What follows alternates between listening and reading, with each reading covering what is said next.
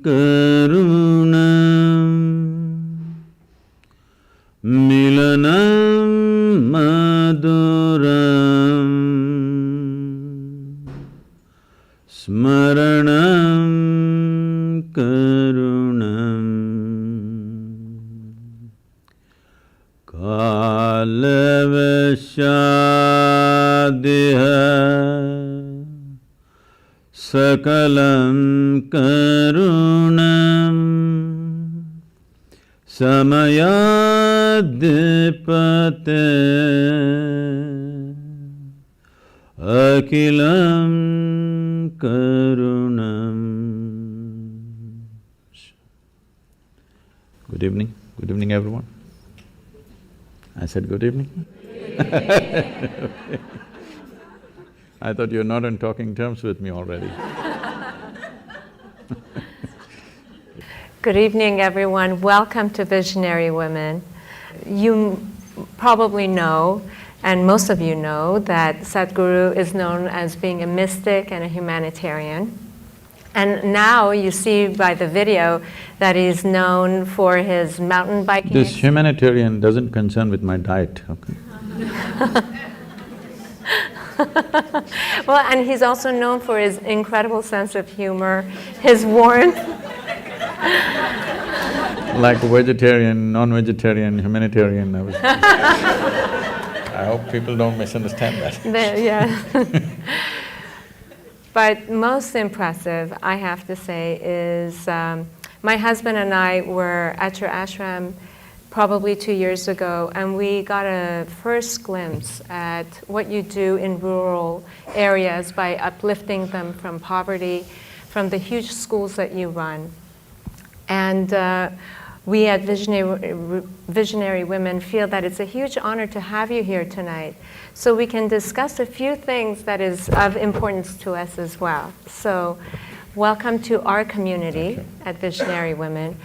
And the purpose, I'm so sorry, I feel that maybe I'm looking back at people, but the purpose of our salon series is to create experiences of learning, meaning, and belonging for our members and for those who soon will be our members, right? Yes. And as I was talking to you just a little bit earlier before the event, what we see in the national conversation this past year is that people are trying to refigure how men and women should interact with each other.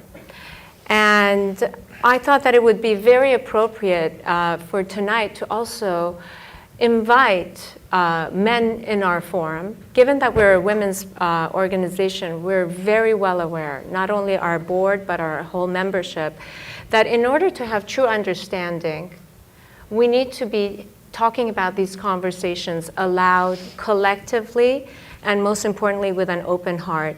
And men are our partners, our brothers, our fathers, our husbands, and our allies. And we wanted to start off first really talking about maybe the whole idea of consciousness, what it means. For those of you who haven't watched Sadhguru, there are hundreds of YouTube videos and of his teachings. And there was one at MIT that you were talking about consciousness that I thought would be very interesting for our audience to really get the definition of what it means. See, what is a man and what is a woman is a small difference that nature has introduced into a species just to address a certain aspect of our life, essentially to address the reproductive aspect. When I say reproductive aspect, we all exist because somebody reproduced. Hello? Yes. Is it okay? If nobody was drawn to anybody, if nobody felt a bit horny, we wouldn't exist. Is this a guru speaking? We wouldn't exist, isn't it? Yes. Let's come to terms with this. We don't exist because out of their love for children they produce, no. They felt horny. And here we are. There is no need to make our biology either filthy or raise it to another level. We just have to look at it for what it is. We have to come to terms with our biology, first of all. It's the most rudimentary thing, but unfortunately that's not happened to most human societies, that we have not come to terms with our biology. Body parts are ruling our minds. Yes? So it's from that context that you see this problem evolving, how to work together. I'm saying, please, if you find some gap in what I'm saying, because in a brief little bit of time, we are trying to say some profound things. Yeah. If you find a gap, you must ask a question, you must not conclude against me, okay? I can fill those gaps, but I'll create some gaps because to go quickly. Essentially, why should it matter to you? Whether you… right now, you're a man or a woman, why should it matter to me? These things matter only in bathrooms and bedrooms. Why right now it should matter to me whether you're a man or a woman? Why can't I just treat you as just one more person? Hello? This is not against anybody, because we have made human biology so big in our minds. It's become so big because we have not accepted the fundamental biological difference. Yes?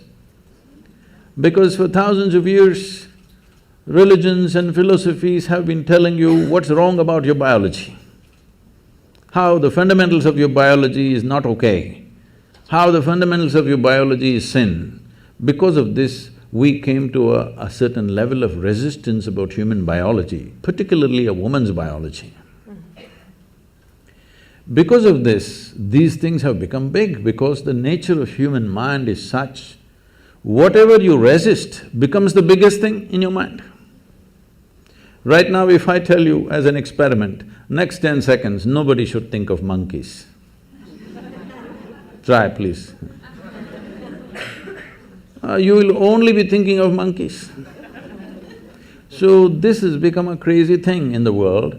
We have made human biology into such a big thing, a small difference between man and woman. We made it into such a big thing in our minds, we can't keep it down for a moment.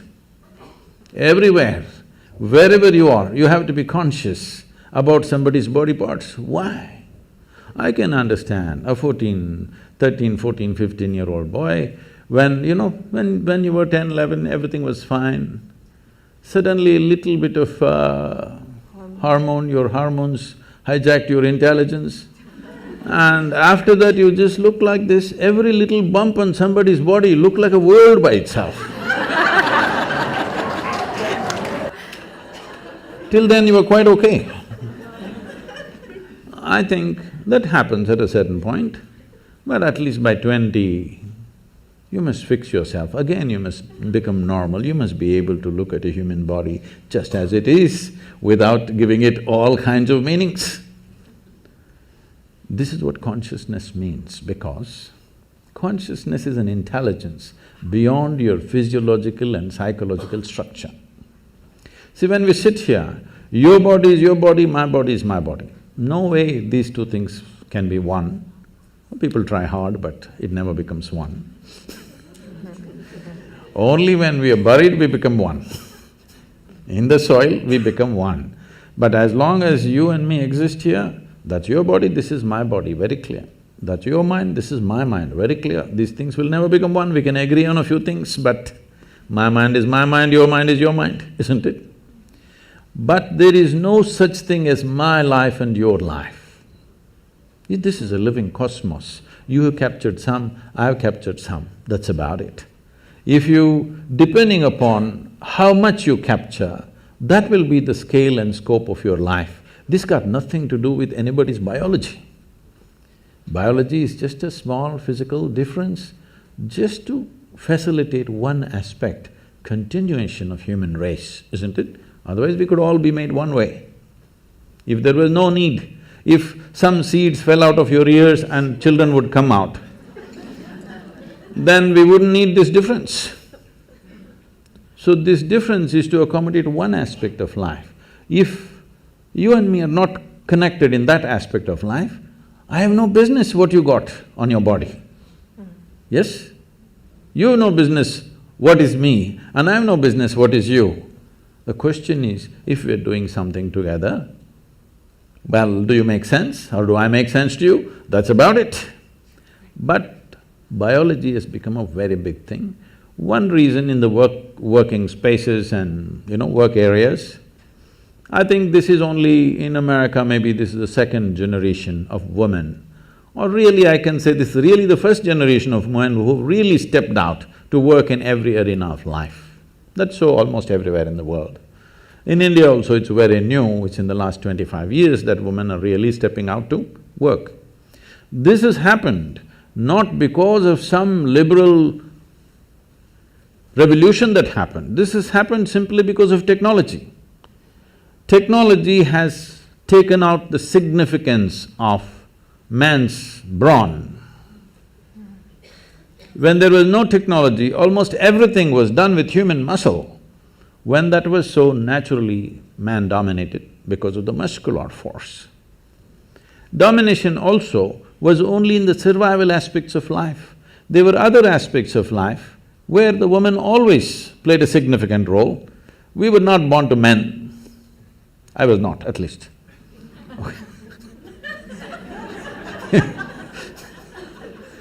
So, they always played a significant role, but roles were divided because economic aspect of life was largely muscle-powered. So, men dominated. Now with technology, muscle is of no great significance in today's world. So, naturally women are coming into this space. This should happen very as simple evolution. No fight is needed, no revolution is needed. Once you see muscle is not significant, women will fill those spaces. It's anyway happening. There is no need to make a big thing about it. Exploitation. If you're talking about exploitation, I want you to understand, still we are in… as a civilization, we are still in that level of crudeness of mind. It's not just women, anything weaker than us we exploit. Yes or no? Every creature on the planet we're exploiting, aren't we? Hello? Not just women, children are beaten. Why? Just because they're small. Hello? Why do you think children are beaten by a lot of people? Simply because they're smaller than you. If your children were bigger than you, would you go and beat them? So, exploitative nature of who we are exists in all aspects of life. When it comes to women, probably that exploitation turns into a sexual… takes on a sexual tone. But fundamentally what needs to go is this urge to exploit anything and everything which is little weaker than me. That should go. If that doesn't go, people will find devious ways to do the same damn thing. You can do as much as you want, you can fight as much as you want, but people will find devious ways to do the same thing, isn't it? So this urge, if somebody is little less stronger than me, I have to mess them in some way. This has to go. If this has to go, the most fundamental thing is just this, because today it's about consciousness. What consciousness means is, see, you have a body. Your body is just a heap of food that you've gathered over a period of time, yes? What was soil became food, what was food became flesh and blood, here we are. Most people don't get this till you bury them. If you get it now, you can transform your life. Otherwise, one day anyway we'll get it from the maggots, but that's late.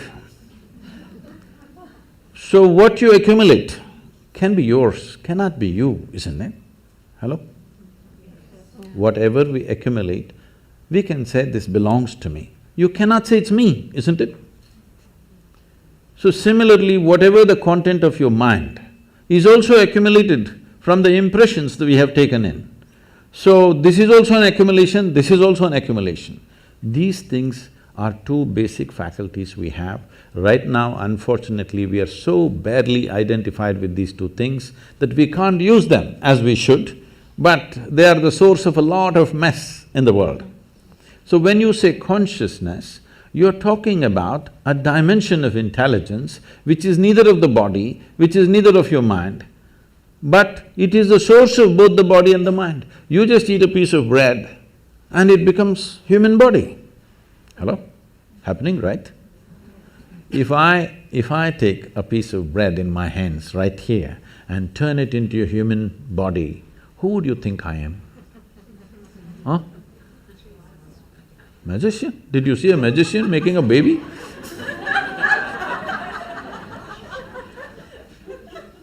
Who would you think I am? Creator himself, isn't it? But every day you are doing this, you eat a piece of bread or a carrot or a whatever, within a few hours you make it into human body, the most complex machine on the planet. You manufacture with all kinds of trash in Los Angeles. Aren't you doing it? So, when this dimension of intelligence exists within you, if you touch that dimension, naturally your identity will be with that dimension. Right now, the only problem is human experience is limited to their biology and their psychological structure. Physiological and psychological structures are the only two things you have experienced. Because of this, your identities are there. Because of this body part difference between the same species has become such a big deal. But do you feel that men and women have different essences? Do they have… you've talked about the masculine and the feminine principle. Could you tell us a little bit about that? See, we should not misunderstand masculine with male and feminine with female. Female and male is a manifestation. Masculine and feminine are two fundamental qualities in nature, because physical nature in the universe happens between polarities. So one dimension of polarity is masculine and feminine. You may be a woman, but you may have more masculine in you than a man. You may be a man, you may have much more feminine in you than most women. So the question is not about being male or female. Being male or female is just a biological manifestation. Masculine and feminine is the basic polarities, which is the basis of physical creation here. So, if you want to be a complete human being, it is very important both masculine and feminine are there within you in equal proportion. Only then you are a full-fledged human being, otherwise you are a skewed human being. In this skew, you will misunderstand everything. In this skew, you will become a very limited possibility of life. If you might have seen these images probably because of the yoga studios and other things in California. You will see in India, Adi Yogi, or he is known as Shiva, he is seen as the ultimate man. He is the ultimate man not because he is a super macho, he is ultimate man because one half of him is a woman. Have you seen these images? One half is a very athletic man, another half is a full-fledged woman. So his body itself is one half man and one half woman. In yoga, this is called as Pingala and Ida, two dimensions of your energy within you. Only when these two things are in balance, you have a proper perspective of life. Otherwise, you have become a very biological entity. Biology is a basis. Biology cannot be the peak of who we are. So I do know that you have a quote that says that whether you're male or female, if you're not in touch with the feminine, you don't enjoy the finer things in life. So is the feminine principle things that are more receptive? See, when we say masculine, there are two fundamental forces working within us all the time. One is our instinct of survival. We want to survive. We can take survival to different levels, but essentially the instinct of survival is this one wants to, this limited entity wants to survive and do well. This instinct is there in all of us, it's there in every creature in the world. Another dimension is, there is something within you which always wants to expand. When you are in a survival mode, you want to build walls around yourself. Boundaries are important. If you let your dog loose on the street, you will see he goes on peeing all over the place. Not because he has some urinary problem, I'm sorry, I'm not able to look at you. Not because he has some urinary problem, he is building his pea kingdom. He's setting his boundaries. It's a natural instinct. Yeah. He is trying to set his own boundary all the time. This is survival instinct in all of us, that we want to build a wall, protection, self-preservation. But there's another dimension which wants to expand. If you don't empower that, if you just empower only your instinct of survival, then you will build a wall of self-preservation, and after some time you realize walls of self-preservation are also of self-imprisonment after some time. Yes? If you build a wall today you see an enemy outside and you build a wall. Tomorrow you are in your own prison. Somebody else put you into prison, that's bad. But you yourself put you into your prison, that's horror. Yes? So the instinct of self-preservation has to be consciously balanced, otherwise we'll end up building walls and walls. Oh, I'm in California. This is so funny.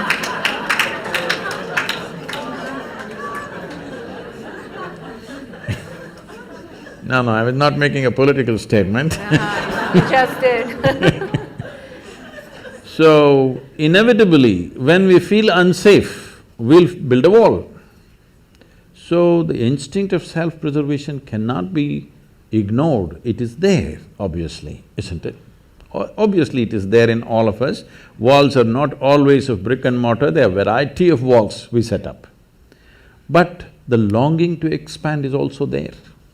How much expansion do you want if you sincerely look at this? Today if you're here, you want to be a little bigger, if you're there, you want to be a little bigger. But suppose I make you the queen of this planet. Hello? Don't look at me hopefully, huh? Why will I commit such a blunder? Suppose I make you the queen of this planet, will you be fulfilled? No. You will look at the moon. Why not that? If I give you the moon, will you keep quiet? You will look at the next galaxy. If I give you one galaxy, will you keep quiet? You will look at the other galaxies. So there is something within you which wants to expand. How much expansion do you believe will settle you? If you really look at it, you want to expand boundlessly. There is something within you which does not like boundaries, please look at this. Yeah. If I imprison you right now in a 5x5 cubicle, you will feel horrible. So tomorrow we'll announce your liberation and liberate you into your 10x10 cubicle. Now you will feel wonderful for a day. And then you will feel horrible in the 10x10 cubicle. We will liberate you into your 100x100 cubicle, you will feel really great for 3 days. Again you'll feel the same thing. It doesn't matter where I set the boundary. The moment you can feel the boundary, you want to break it, isn't it? So there is something within you which does not like boundaries. So if there is something within you which does not like boundaries, it simply means it is longing to become boundless. Yes. You cannot become boundless through physical means, isn't it? Physicality means, the fundamentals of physicality is a defined boundary. Without a defined boundary, there is no physical body. Suppose there were no boundaries to my body, where would I be, here or there or where? Only because this has a boundary, it is here. Your body has a boundary, so it's there. But there is something within us which longs to be boundless. If we do not empower this, there will be no balance between masculine and feminine. That is why ultimate liberation, both for men and women, it's not… see, one cannot be liberated from the other. Both have to be liberated from what? From this bondage of being stuck in our own bodies and identified with little bodily changes that we have between us and go on endlessly about the same debate. No, unless we become free from the identification of our own physical form, there is really no freedom. This is what consciousness means, an intelligence which creates this body Today there's a whole lot of interest in the Western world about the brain. In the yogic sciences, we do not attach much significance to the brain because we think through the entire body. This is the way of women for a long time. They thought with their body. They did not have all those complicated thoughts that men were struggling with, but they simply knew what to do, what not to do, because they thought with their entire body, because their body was doing things which no brain can do. Even now, if I ask you, what you call as intelligence in modern terms, in today's educated world, what people think is mind is a combination of memory and intelligence, isn't it so? Memory and your ability to concoct something out of what you remember, the data that you have, and what you make out of it and use it, now you're considered smart, isn't it? Let's start with memory. See, if I ask you 10 generations ago how your grandmothers looked like, do you remember? No. Do you remember? No. But your great-great-great-grandmother's nose is sitting on your face right now. Your body remembers or no? Your body remembers or no? How your skin tone was 1,000,000 years ago for your forefathers, your body still remembers, yes or no?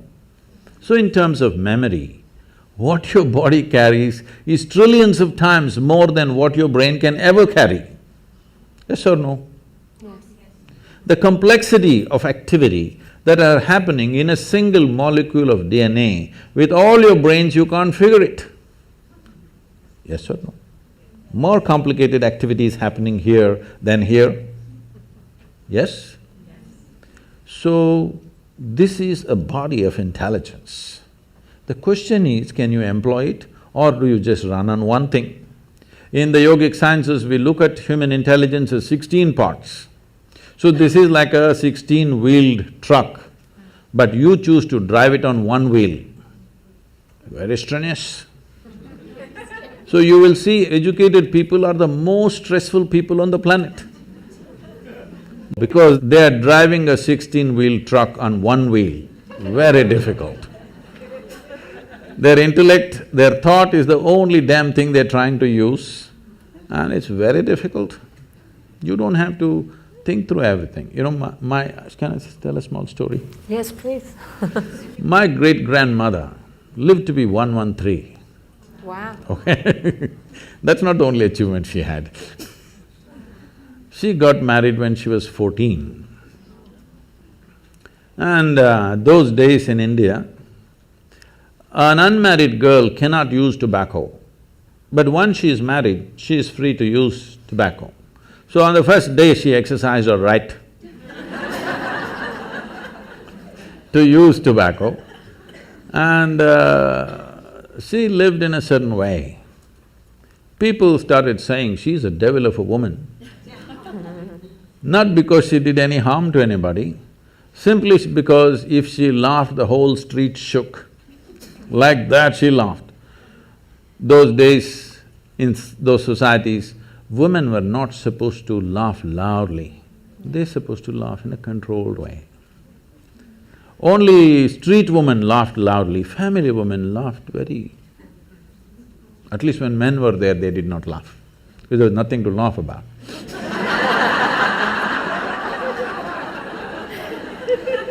But she laughed in such a way that the whole street would shake if she laughed.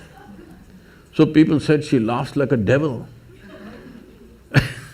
Always, unfortunately, this is the whole thing. The devil is a laughing one. God is a dead serious one. It's your choice. So, she lived wild. Wild means, at the age of 67 or 68, she lost her husband, and then she decided, this is a very large land-owning family. So she moved out from the family and built a small temple with her own hands in somebody else's land. Somebody else means another family's land, not without permission, with their permission, but she was family's disgrace because this family owns hundreds and hundreds of acres of land and she sets up her stupid temple in somebody else's land, the whole family, oh my God, she's ashamed. And she built a temple, not for any god, she sat there. She is the main piece. No god, she just sat there and people started visiting her. And slowly, this following grew for her and she'll just live there. When we went there for vacation, she would come to see us. She was an incredible woman, she just captured me in a certain way simply because one thing, she laughed. Another thing, when I met her, she was over 100 years of age and her hair, full hair below her knees. She would leave her hair loose and dance like that. So I just liked… she was freaky. With her you could do anything, nothing was wrong. With everybody else is constantly trying to tell you what's right, what's wrong, what's right, what's wrong. With this one woman you could do what you want and she was fine. And sometimes, she would be crying and laughing at the same time. I'd ask, what's happening with you? Are you crazy? Everybody says you're crazy. Why are you crying and laughing at the same time?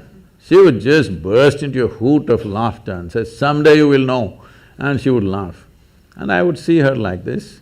If they give her breakfast, she first goes and feeds the ants, then the sparrows, then the squirrels. Most of her breakfast is over in this. And people, self-appointed advisors, they come and say, you old woman, you just don't eat anything, you will die like this. All these advisors died, but she lived and lived. She buried her husband, her children, her grandchildren, some of her great-grandchildren, but she lived on.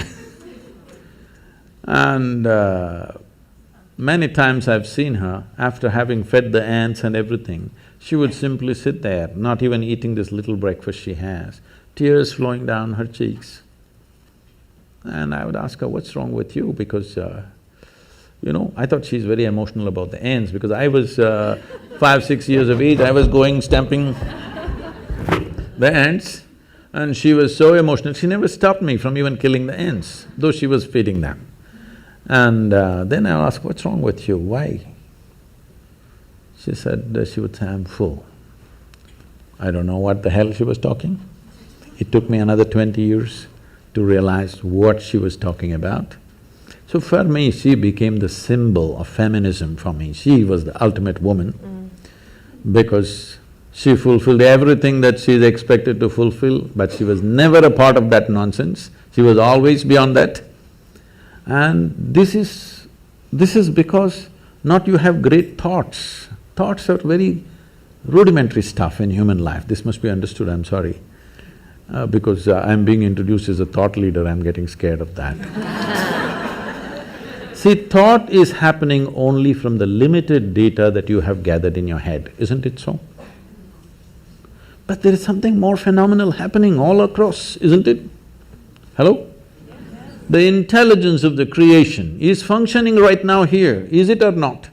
Yes. If you can transform a piece of bread into a human being, that means the very intelligence of the source of creation is throbbing within you right now. Instead of identifying with that, we're unfortunately getting identified with what we accumulate, with the car we have, with the house we have, with the relationships we have, with the body we have, with the accumulated knowledge that we have. We have gotten identified with things that we have acquired rather than being identified with the source of who we are. So this is what consciousness means, but this will not come by thinking differently. You must touch that dimension beyond physiological and psychological process. This is something that must happen. When that happens, there will be no problem about who is a man, who is a woman. Could you please tell us how we can touch that dimension?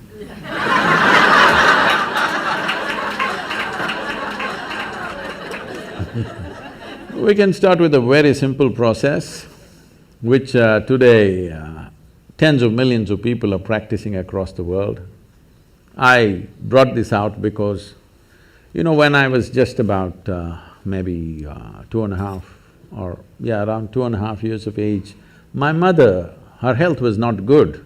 So they sent me to my aunt's place who lived in my grandfather's house. My aunt was just married and she was only 18 years of age. She was that bubbly, joyful, loving human being that you can't stop her for a moment. And she took me in as her own and we became great friends. I was there for nearly 2 years maybe, but after that I came back to my parents, but I always developed that close relationship with her, not of an aunt, but we became buddies right through our life.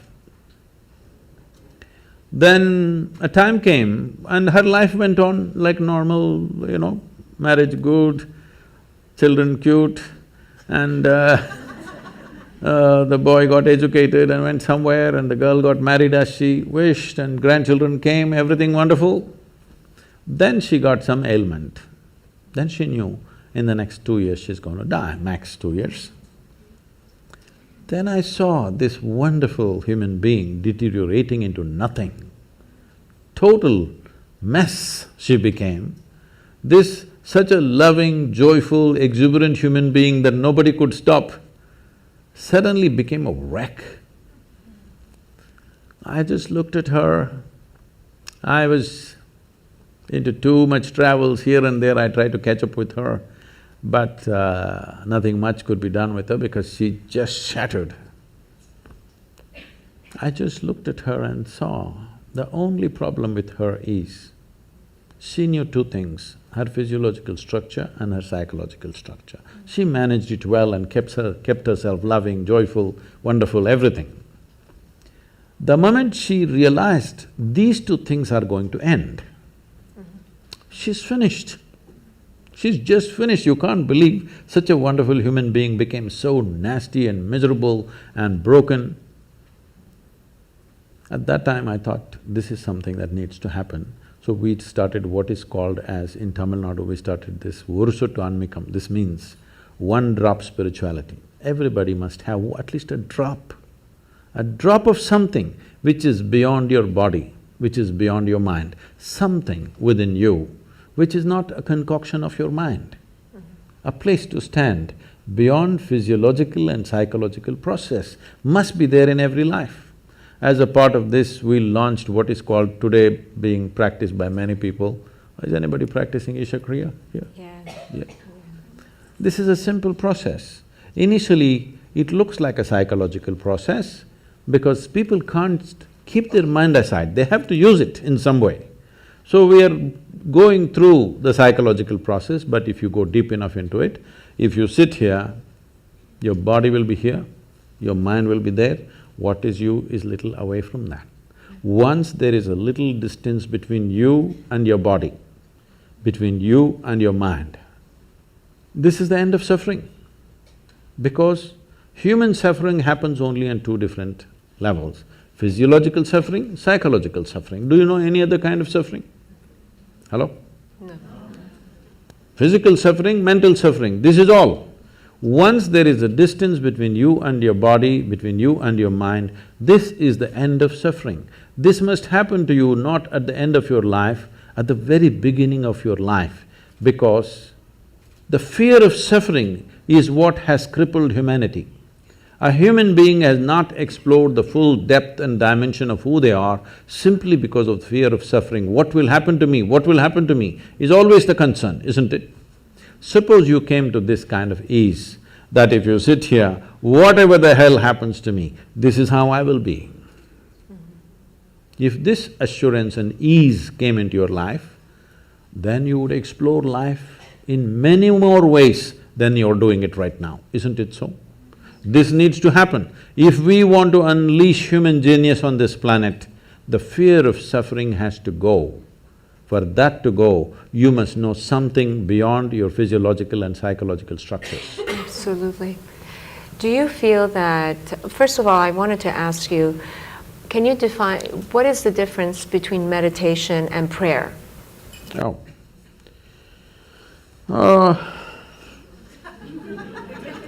You're trying to get me into trouble. Yes.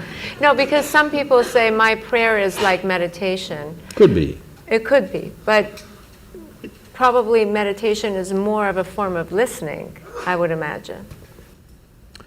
See, there is something called as organized prayer, and there is something that all of us may experience at some point. You don't have to be religious for this. Sometimes you become prayerful. You saw a glorious sunset, you just sat there without knowing why. You're not saying anything to the sun, after all he's going. Simply, just the beauty and the magnificent nature of what it is, maybe your hands came together like this, something you did. It happens, right? So you are prayerful. To be prayerful is a fantastic place to be. Now somebody created systems to make you prayerful, but unfortunately that just became prayer for a lot of people. Prayer means you're talking to somebody, a long distance talk. And unfortunately, if you look at the prayers on the planet, I would say 95% of the prayers on the planet, whatever kind of religion they belong to, is just about, dear God, give me this, give me that, save me, protect me. Is that so? Yes. So give me this, give me that, save me, protect me. Does it seem like a divine process to you, or does it seem like survival process outsourced? Yes. It's so true. It's very true. So, outsourcing your survival is not an efficient way to survive. To survive on this planet, you don't need any divine help. You just need 4 limbs and a few brain cells that work. That's all you need to survive. You don't need any other forces to come and cooperate with you for survival. Only when your life is beyond survival, you're looking for other dimensions of existence, then you may need the cooperation of other forces. For survival, when a worm can survive, an insect can survive, a bird can survive, an animal can survive, with such a big brain you cannot survive, what is this? The only problem may be you want to survive like somebody else, that is a problem. That's not going to be ever achieved, because somebody else will always be doing something different or better or whatever you think it is.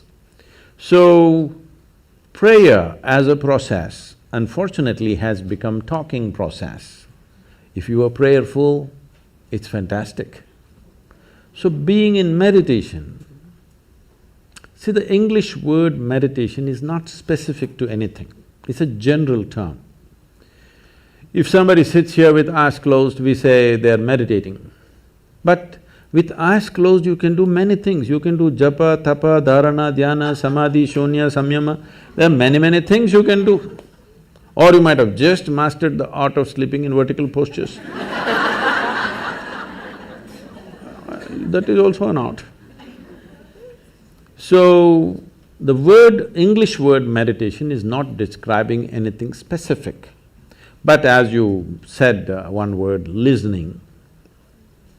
Listening is a dangerous thing, because if you start listening, people will think, listen to what? Listen to God.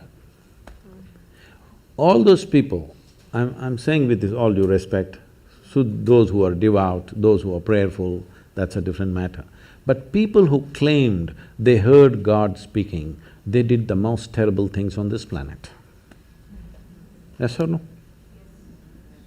Because they said, God told me this, God told me that, it gave them license to do all kinds of horrors on this planet. And especially as women, you should not subscribe to this, because millions of women have been burnt alive because God told something, okay? So, listening is a dangerous word. The moment you say listen, people will start listening to all kinds of conversations that are happening. But to become listening is a wonderful thing. If you take these words literally, prayer, listening, all these things can become ugly, because people always have this thing about What is my experience of life? I translate everything according to that, isn't it? Whatever is told to me, I will translate it within the limitations of my experience of life. With this, if you say, listen, they must listen to somebody. Whom should I listen to? God or devil? Please listen to God. Then he starts talking. So, listening is a quality. In yoga, we call this being a sati. Oh, that's very wonderful, because sati also means a woman. Sati also means a wife. So we call this satipattana. Have you heard this word? Anapana sati yoga. This means just to wait upon something. Because they saw in ancient societies, women had a certain quality of waiting which made them very special. Because it's not like today, if a man goes out every 7 minutes, you can keep track of him, you can put a GPS tag on him, where is he going, what is he doing. Every 7 minutes he has to message back where he is. Those days, either on business or war or expedition, they went out. You never know whether they're going to come back or not come back. You're holding children and sitting here with all kinds of forces around you, and everybody knows your man may not come back. It's always possible he won't come back. But they waited. That waiting had a very special quality, because in waiting there is an eternal quality. In doing, all doing has a beginning and an end, isn't it? Yes. Waiting has an eternal quality. So this quality in the yoga we refer to as sati. Sati means wife and a woman. The feminine is called sati, and this is the quality of waiting. In a way, it's listening. You're just willing to be with life. Now you understand it's not all about messing with it. There are some things we do and rest we wait. It's like pregnancy. Some things you did, rest you wait. Life happens. I'm going to ask one last question, and I'll turn it over to our audience for questions. But you were talking about willingness, and Visionary Women is a volunteer-run organization. And I know that every single person who is here is giving their time to one organization or another. And the fact that you have 9 million volunteers, and you were talking about the relationship between volunteerism and willingness, and that it's through willingness that you uplift your consciousness, if I'm quoting you correctly, or I'm understanding it. In some ways talking about how it could be a doorway to becoming a bigger person than who you are. See, before we come to women, first thing is visionary. What a vision means is, say everybody has desires. Desire is an incremental way of enhancing our life. Today you desire, I must have a home, tomorrow you desire, I must have this money, tomorrow you desire something else. These are incremental ways of arranging and rearranging our lives, which are needed to do a few things. When you say, I'm a visionary, what you're saying is, I have a larger desire, which is not about just incremental improvement of my life. Desire is about me always.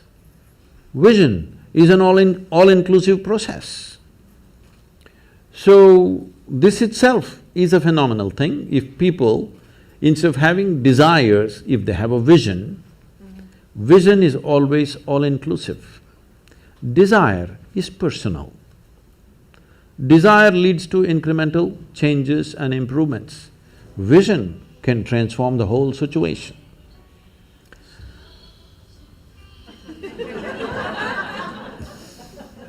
I like music.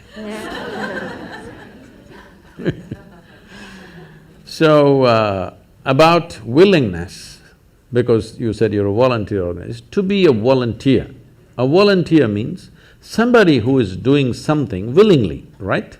Yes. There's no other compulsion. There are no financial compulsions, there are no social compulsions, there is no something else. You want to do something willingly. So when you're a willing participant, right now, you're a volunteer. I'm asking all of you, right now, are you compelled to be here or are you here voluntarily? Oh, thank you. Because I've spoken to conscripted people also. I've spoken in the prisons, I've spoken in many places. So you're here willingly. You're doing something willingly is the fundamental of your joy, isn't it so? Hello? However simple or stupid or idiotic activity it is, I'm doing something willingly, makes a world of difference, isn't it so? Hello? Yes. The difference between heaven and hell is just this. You're doing something willingly, that's your heaven. You're doing something unwillingly, that's your hell. We have already taken on attitudes, what we like and what we don't like. I like this person, I don't like this person. Now with this person I will do things willingly, with this person I'll do things unwillingly. This may be two people, two aspects of life, two communities, two nations, two many things. This I will do willingly, this I do unwillingly. This means I've decided in my mind, this is good, this is bad. When I hear even on national news channels, good guys and bad guys, it just… once you have this kind of thing, you are going to be disastrous to the planet, it's just a question of time. The moment you decide, this is a good person, this is a bad person, this has gone deep into American society. No, there are no good people and bad people. Everybody is oscillating between the two. If you create a very pleasant, wonderful atmosphere, everybody behaves wonderfully. If you create an unpleasant atmosphere, a whole lot of people act nasty. Yes or no? There are joyful people and miserable people, but there are no good people and bad people. That's big.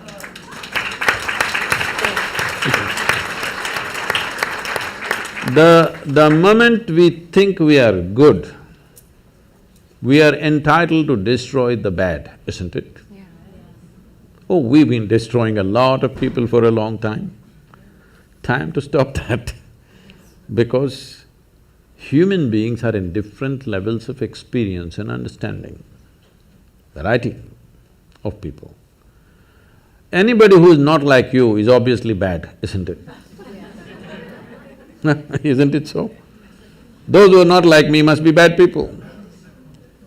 Because the basis of goodness and what you think is goodness is decided by you. No, you have no business to do that. Willing means this, I'm just willing. I'm 100% yes to life. I am not yes to this one, no to this one, no. I am just yes and yes to life. If you are 100% yes to life, you are a volunteer. Oh, that's beautiful. You have become a willing life. You have become so willing that you have no will of your own. People ask me, Sadhguru, how do you operate with all these people? All kinds of horrible questions they're asking, they're doing this, they're doing that. I said, my life is not about them, it's about me. It's about how I am. It's about me.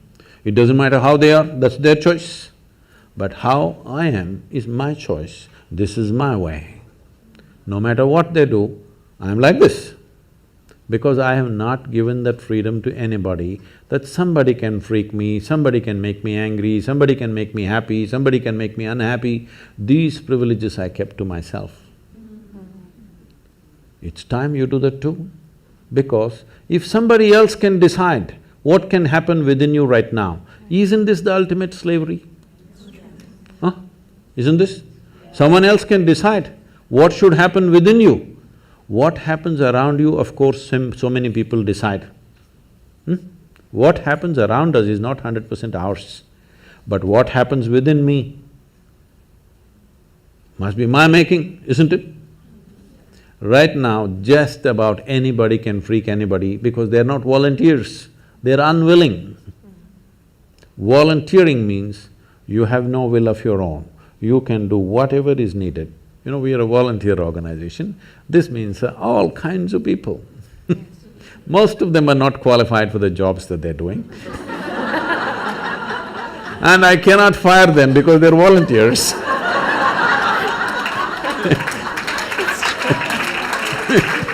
On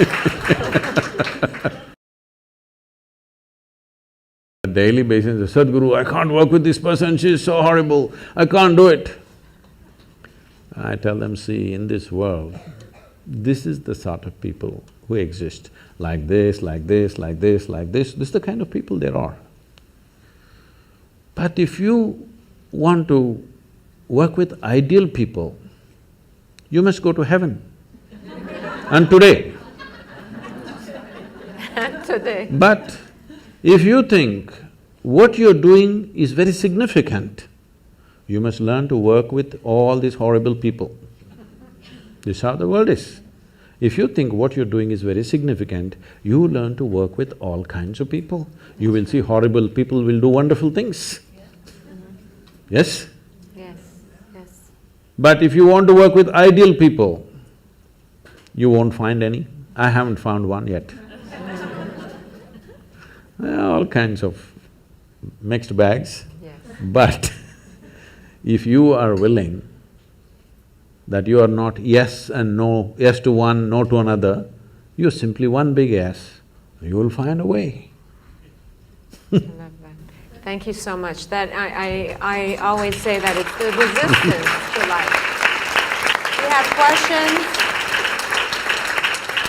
Since the early 20th century, physicists have been, like Max Planck and Einstein and any number of physicists have been positing that consciousness is causative of physical reality.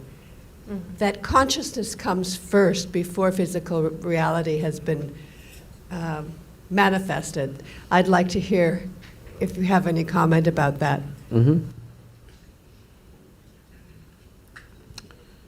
I'll need a few minutes for this question. Yes, please. I'm sure, at least when you were in school, you blew some soap bubbles, did you?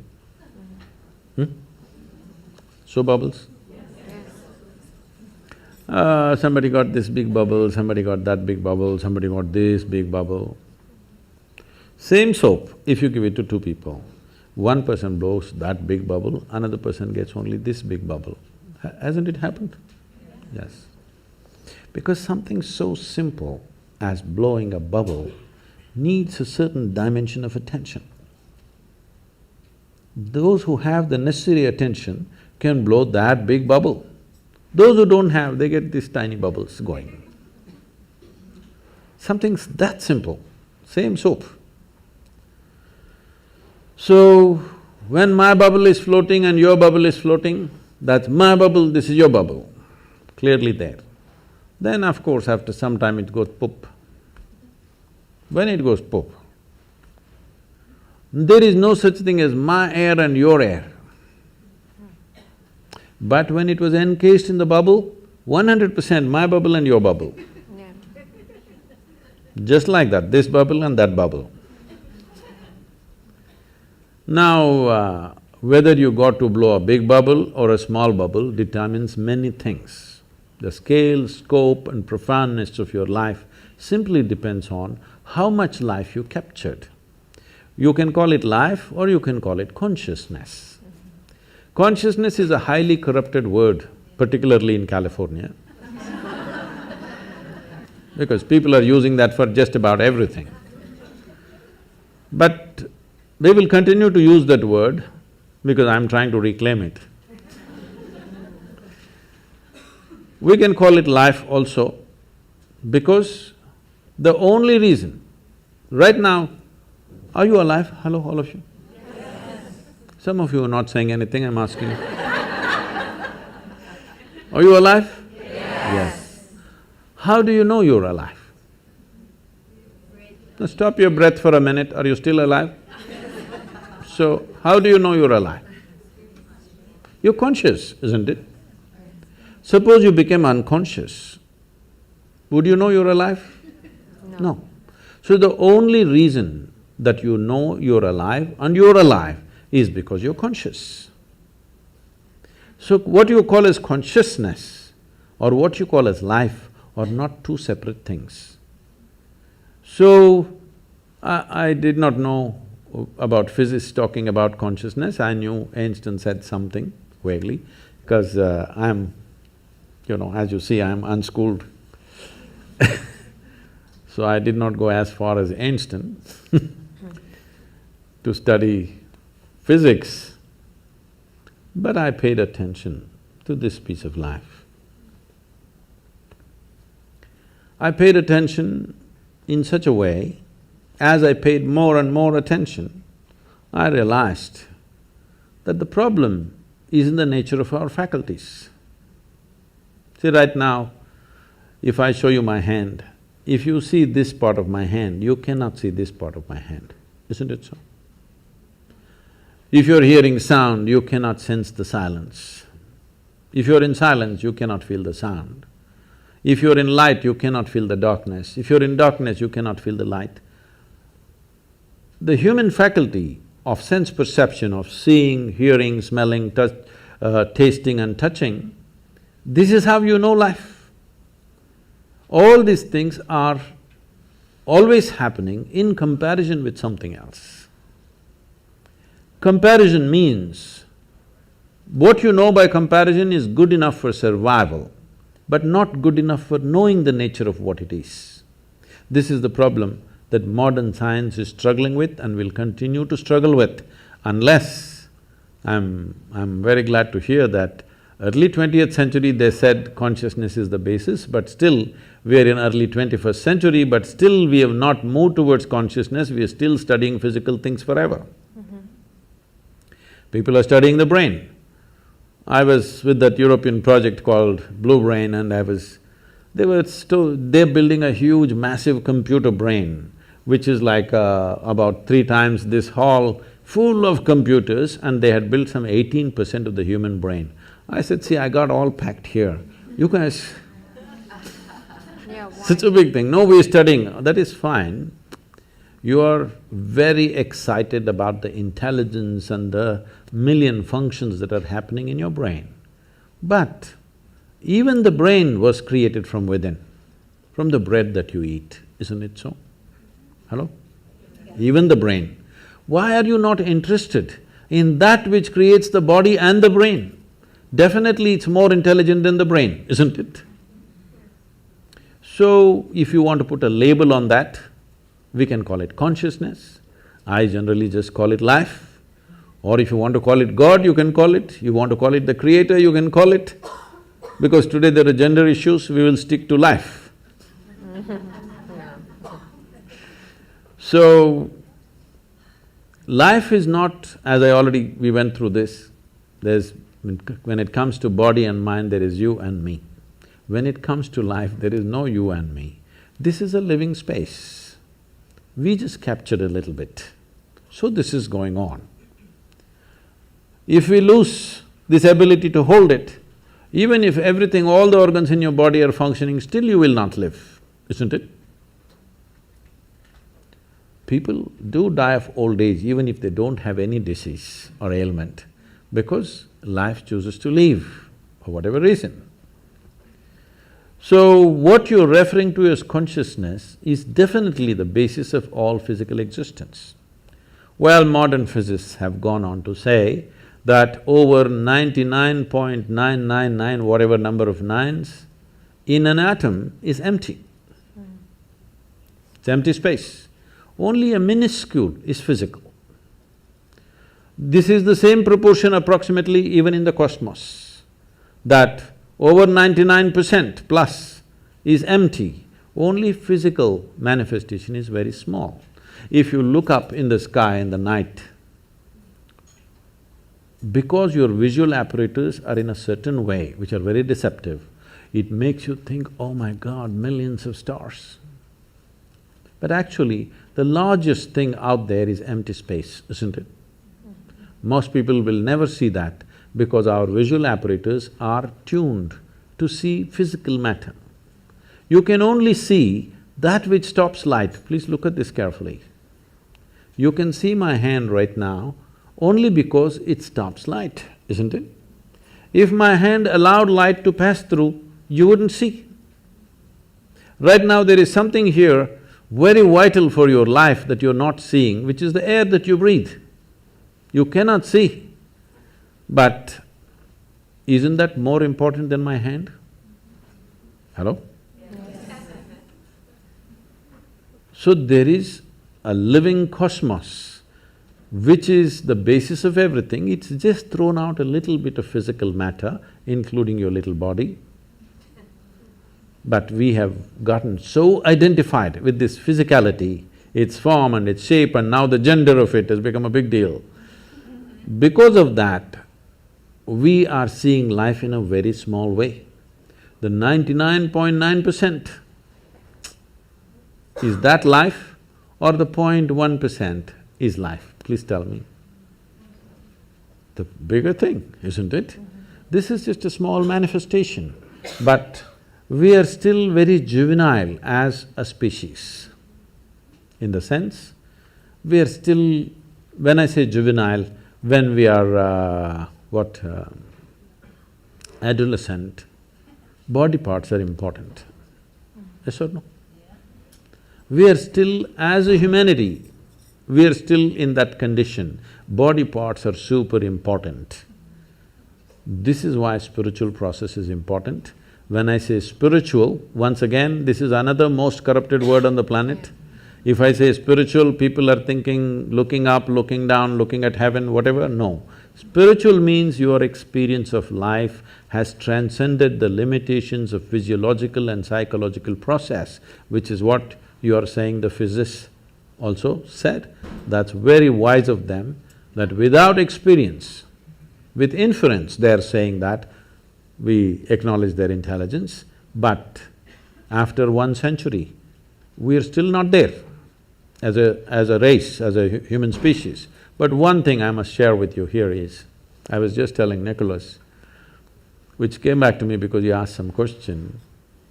See, when I started doing this work 36, 37 years ago, what I found was when I conducted events and programs, over 82 to 85% of the people came because of physical ailments, because they knew this will give relief.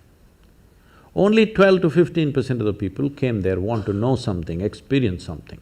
But today, over 87, 88% of the people come because they want to know something, experience something. Only 10 to 12% of the people come for ailments, which is a phenomenal shift in the human society.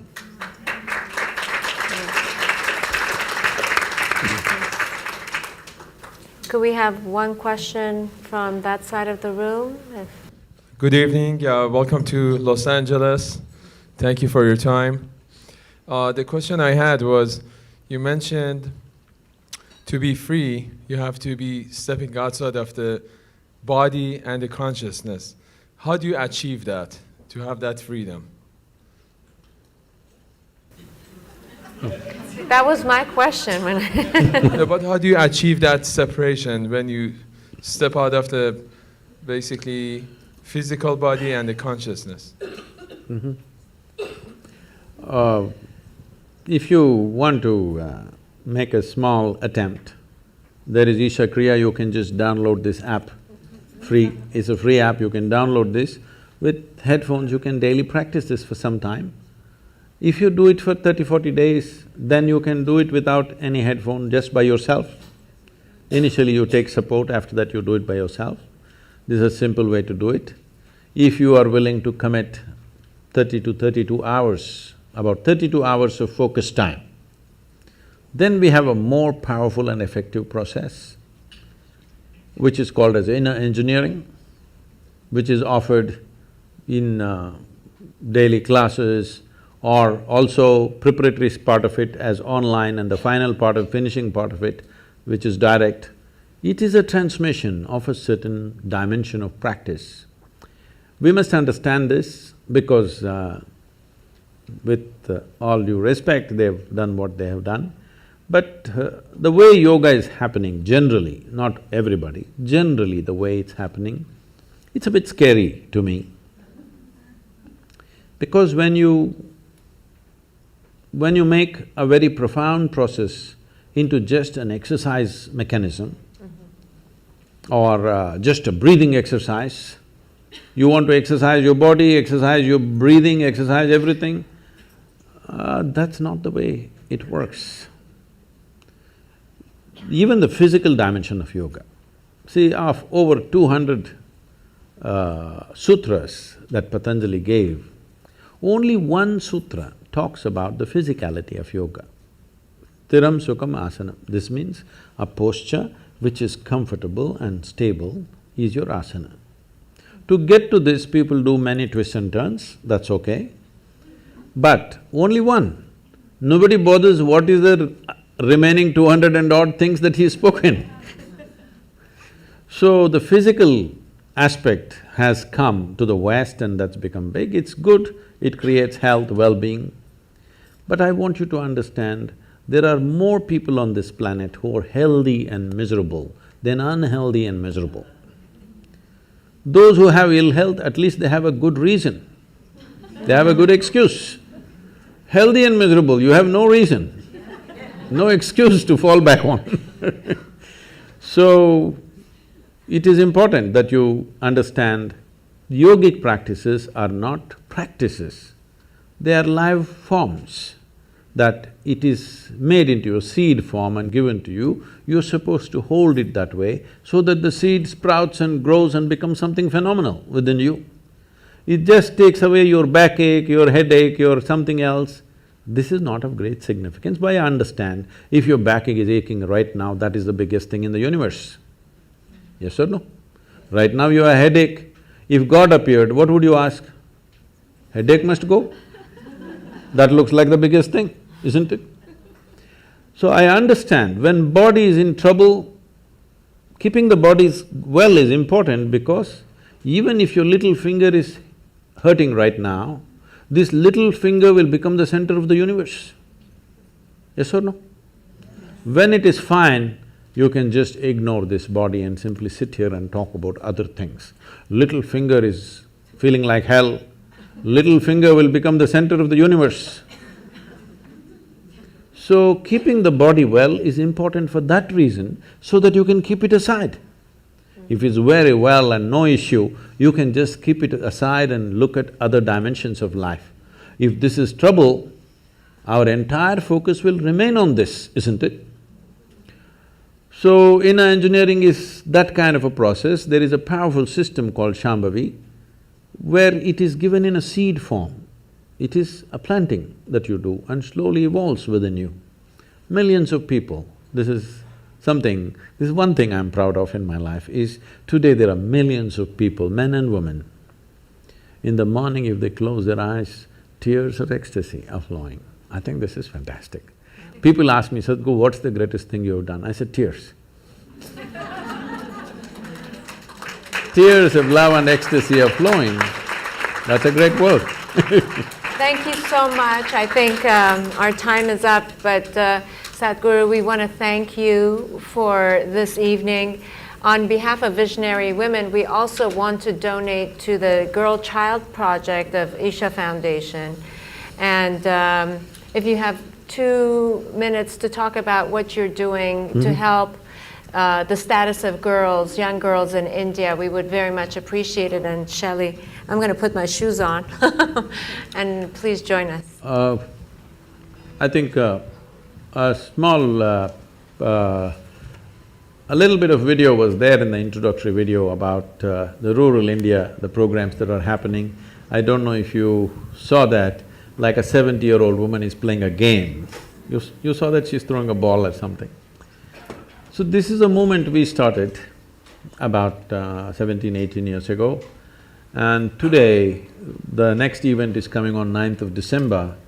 I'm there for that event and over 10,636 men and women are participating in the event, that is, as players. Over 150 to 200,000 people will be there as spectators. The people who are playing are just ordinary men and women, especially women in rural India have never played a game in their life. After they're probably 7, 8 years of age, they never played a game. But now they're coming out and participating in a public tournament in front of everybody, it's on the television and ministers and celebrities are coming there to give prizes for them. It's an exhilarating experience for them. One thing it did was, it leveled out many differences of lines of religion, caste, creed, we leveled it out with these simple games. And in our schools in rural India, in very remote places, we have schools where at least 43–44% of the students are first generation going to school. In this, right now the average school-going children, about 61% are girls. Because in our schools, we have made sure the girls are safe, there are proper bathrooms for them, and there is a culture where they are respected and not made fun of, and there are small things about biology which is the basis of our birth, but unfortunately we think it's some kind of funny thing. These things we have leveled out, we've created different culture in the schools, so the parents feel very comfortable, their grown-up girls going to school, in this kind of school where the atmosphere is healthy. So this we are trying to bring, and we've created 12 schools where we incubate teachers, and we've adopted over 4,600 schools, government schools, and we are operating in them. This is making a big difference for the girl child, because first thing I do is, we make our people committed volunteers to go and visit the bathrooms. How are the bathrooms kept? Because bathroom decides whether the girl goes to school on particular days of the month or not. The quality of the bathroom decides whether she goes to school or not. And if she doesn't go to school on those few days, next day when she goes, it's a kind of a joke all over the place. It's like… it's very unfortunate, but this happens. So, first thing is, when we adopt a school, first thing is, I send most important people in the organization to go visit the bathroom. I don't care how the classroom is, how is the bathroom? It is important. It's as simple as it seems. When you don't have it, it becomes so important, These are simple things, but when they don't exist, how significant they become. Whether that particular girl goes far in her life or just gets trapped in some limited situation is determined by the quality of the bathroom we provide there. Yes. So this is the kind of change, there's a lot more to be done, but with whatever resources we have, I'm keeping the volunteers, I'm not just a guru, I'm a slave driver. We've been delighted and honored to have you with us this evening, and we want everyone in the audience to know that the proceeds from tonight's event are going to the Girl Child Program that we are delighted to be able to support. So give me a minute. So we must understand this, what we call as human life is just a certain amount of time and energy. Yeah. As we sit here, since the time you came in, all of us are 2 hours closer to our graves. Yes, time is… it's not time ticking away, it's our life ticking away, yes? We are mortal life, limited amount of time. This is our time on this planet. We are a generation of people who are empowered like never before. No generation ever in the history of humanity was empowered the way we are empowered. Our ability to communicate, our ability to do things in the world. So we have the possibility that we could become the greatest generation ever, or we just sit by and let it flow, because if you sit also time goes, if you sleep also time goes, if you create something wonderful time goes, if you don't do anything time goes. That's right. Yes? Time is not stopping, nor can we roll it back, nor can we slow it down, nothing. Our life is just going away. This is our time on the planet. We must make this the best generation ever. For this we need consciousness. We need to identify with something bigger than our body and our brains. Only then we will do something fantastic, because we have the necessary tools of technology in our hands. Today if we speak here, we can speak to the entire world, which was never before possible. Please, let's make it happen.